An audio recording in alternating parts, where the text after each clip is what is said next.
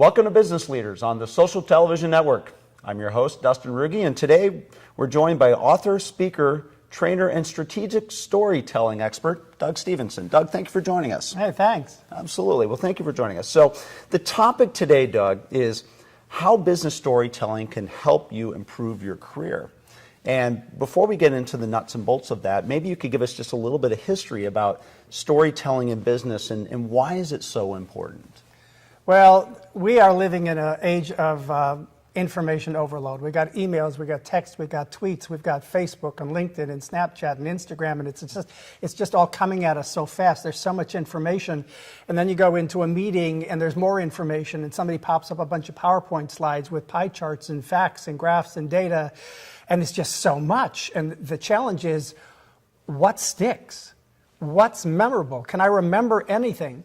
And when I'm doing a training or a keynote and I ask my audience, okay, you were in a presentation probably within the last 48 hours.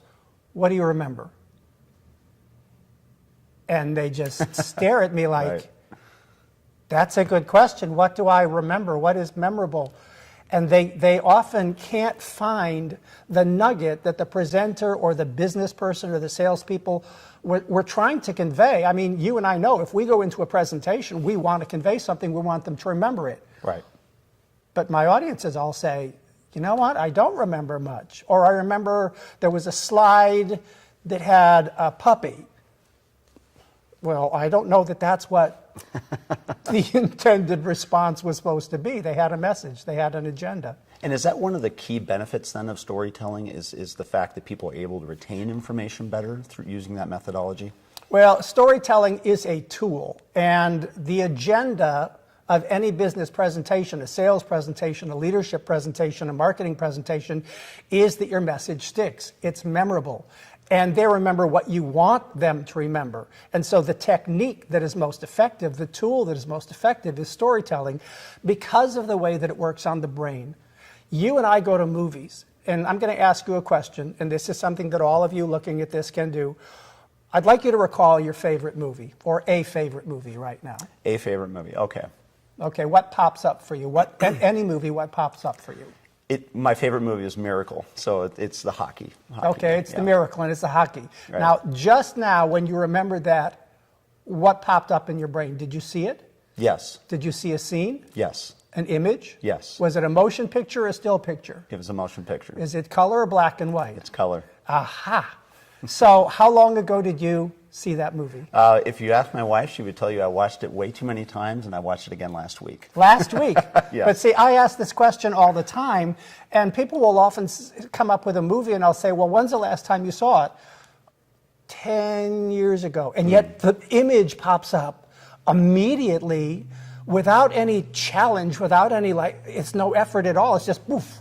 We remember in pictures, we remember in images, we remember moments. So you just remembered a scene from a movie, not the whole movie, a scene. Well, if someone says, I want you to remember what I want you to remember, I need to use a story that is crafted in a very definitive and specific way to create an image in your mind, and then I tag what I call a phrase that pays onto it, like, show me the money. Right. Right? What is that from? Jerry Maguire. Everybody remembers that so well. It's a moment in a movie with a phrase. And if you use this technology called the story theater methodology, you can literally walk into a presentation, sales presentation, leadership presentation, using story well, branding the message in a way that when you leave the room, they remember what you wanted them to remember, and that allows you to close the sale, whether that's a sale of a product, service, or an idea. Excellent. That's what storytelling can do. And that's a great segue. So you wrote a book on the subject, right? The Story Theater Method. And so I'm curious, how did you create the name of the book? What compelled you to write the book? And more importantly, how is it different than other books out there on storytelling? Well, a lot of books on storytelling are basically interviews with a whole lot of people from corporate America that use stories. And they're examples of the story that they told.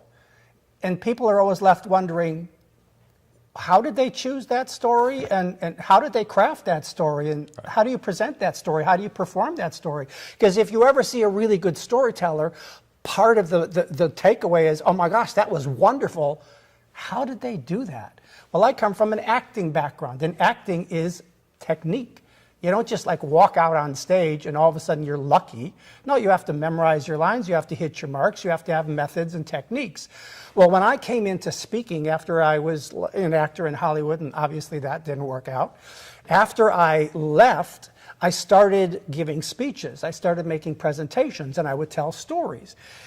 And I wouldn't just tell a story, I would act it out.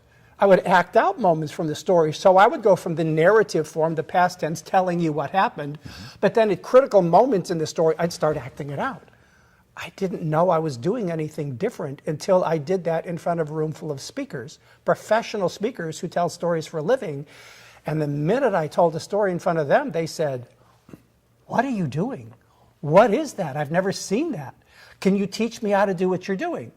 Well, I started to realize I had created a hybrid narrative storytelling, acting, narrative storytelling, acting. So I started to teach it, and obviously it became story theater because I combined business storytelling with a little bit of acting and a little bit of theater, and the techniques of specific story for a specific point and branding. It has evolved from being all about the acting and the performance now in business to being the strategy. Why would you tell a story? Because I work with high tech. I work with pharma. I work with people who are trying to get angel investors. They're trying to sell an idea, a concept of a company that doesn't exist. Well, I have to help them know what story, how do you craft it, and how do you present it with a branded message in a way that gets people to say, oh, now I get it.